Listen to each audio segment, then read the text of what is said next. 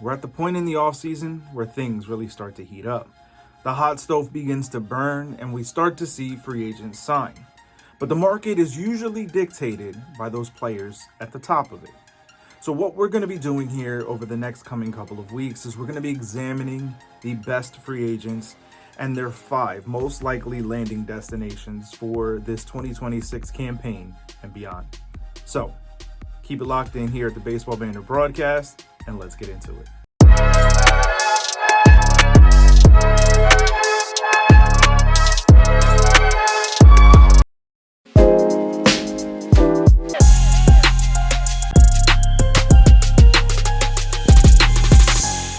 Up next on our evaluation here of the top 5 landing destinations is that of Michael King. And when you look at the number 5 landing spot for Michael King, it is the San Diego Padres. Now, the reason the Padres are so low on this list is because you don't really know the direction the team is headed. There's obviously a fit there. They are losing Michael King and Dylan Cease in this offseason. So for the Padres, being able to reinforce that starting rotation that is also going to be without Yu Darvish is of paramount importance. But not knowing the financial direction of the team, whether they're going to be sold or not, leaves a little bit of wiggle room for the Padres to kind of back away from Michael King. But there's without a doubt an opportunity for a reunion there in sunny San Diego for Michael King and the Padres. I think that when you look at what this player is capable of as a starting pitcher for that organization, he had some success there. Yes, obviously, most notably, there is an opportunity for him to go out and see a bigger market, but without a doubt, Michael King and the Padres, there is a fit there if the Padres are willing to go to the financial lengths necessary to make a reunion happen.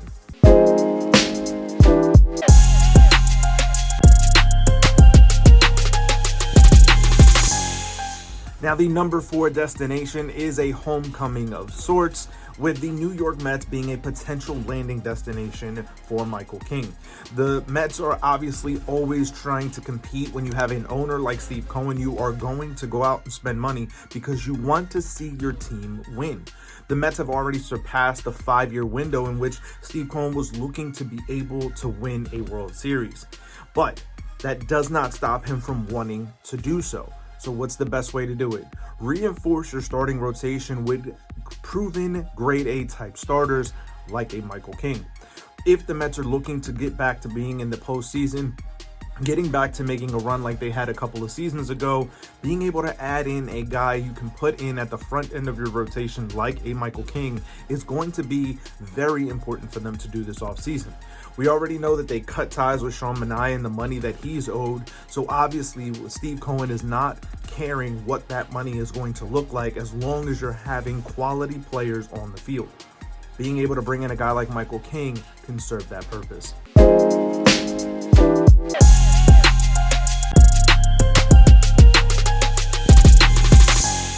Now, the number 3 team on my list for the services of Michael King is that of the Chicago Cubs. At the time of this recording, the Blue Jays have reportedly signed Dylan Cease, who was likely a key target for the Chicago Cubs.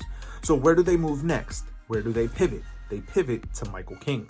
Being able to serve the same purpose that Dylan Cease was going to serve as a guy who could plug into the front end of your rotation, be a guy you can put out there every 5 days, knowing that he is going to give you that level of consistency that you're looking for from the first or second starter in your rotation.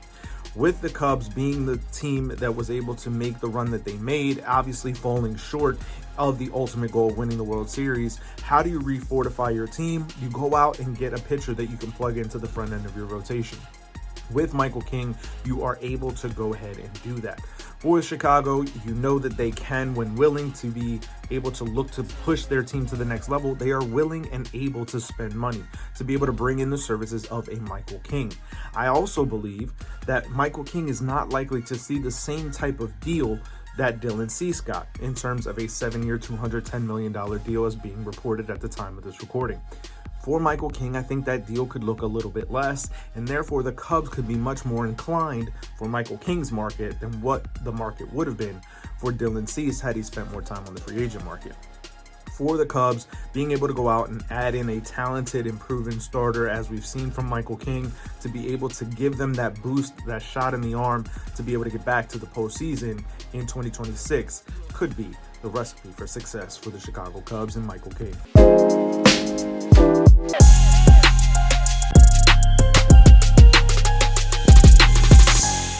Now, the number 2 team on my list for the services of Michael King this offseason is that of the Boston Red Sox. Michael King grew up in upstate New York, much closer to Red Sox territory than Yankee fans would like to admit for the former Bronx Bomber.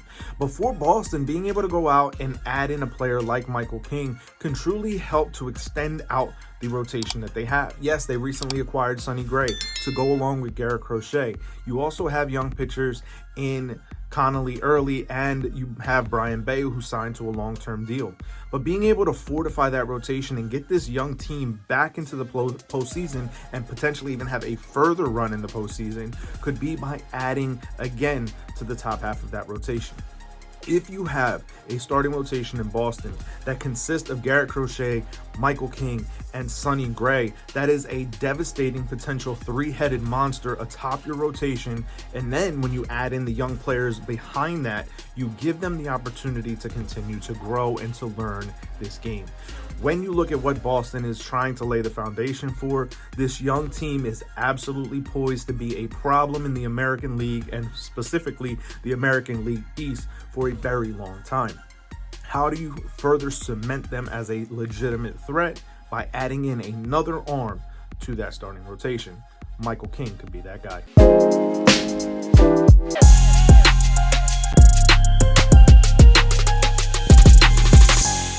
But as we get into my number 1 most likely landing destination for Michael King, it is a reunion in the Bronx.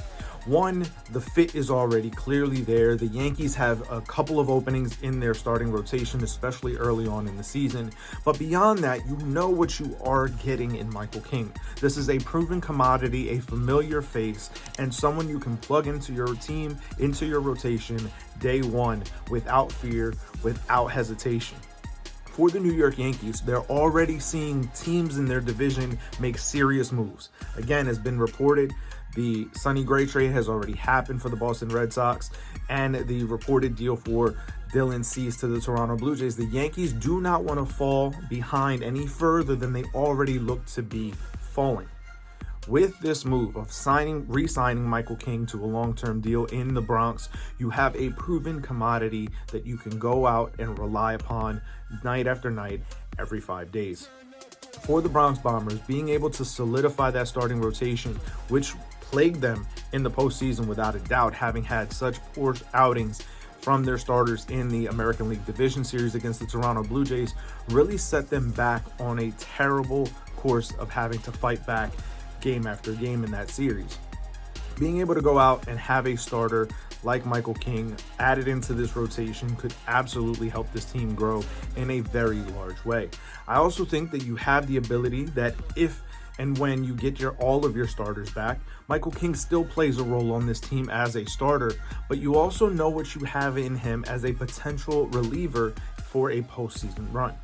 This, to me, is why Michael King is such a special and dynamic fit for the New York Yankees, and why they have to make him their top starting pitching priority in this offseason. So for me, the most likely landing destination for Michael King is right back with the New York Yankees.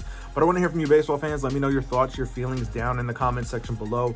Where is the most likely landing destination for Michael King? What does that contract look like in terms of years and dollar figures? Let me know all of these things down in the comments. And while you're there, make sure, if you haven't already, you hit that subscribe button down below and the bell for post notifications, as it truly does help us continue to build this baseball community here on the Baseball Banter Broadcast. We are bringing a ton of new content from this channel and a ton of new creators on the channel here in this upcoming 2026 campaign, and you're not going to want to miss a single moment of it. And if you're not seeing the kind of coverage you want on your team here at the Baseball Banter Broadcast, reach out. There may be a place for you here on the team. Again, I want to thank you for tuning in to this video, and I will catch you guys on the next one. Peace.